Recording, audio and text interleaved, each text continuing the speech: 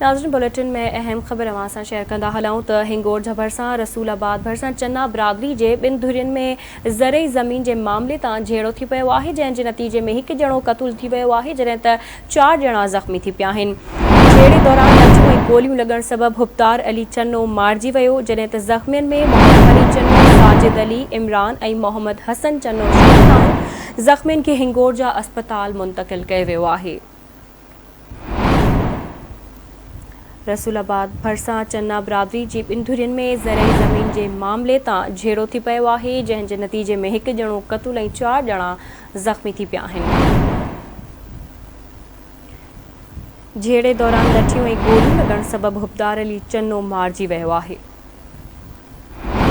इन ई हवाले सां वधीक तफ़सील ॿुधाइण लाइ असां लाइन ते मौजूदु आहे सिकंदर अली दुनियो। जी सिकंदर, इन ई हवाले सां तफ़सील ॿुधाईंदा।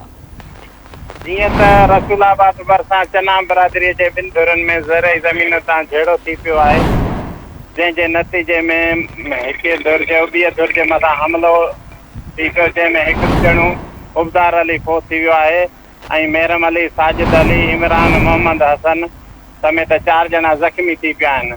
फ़ौती ऐं ज़ख़्मियुनि खे हिंगोरझा अस्पताल मुंतक़िल कयो वियो आहे, जिते ज़ख़्मियुनि खे तिबी इमदाद ॾिनी वई आहे ऐं फ़ौती लाश ज़रूरी कार्रवाई बैदि वारसनि हवाले कयो वियो आहे।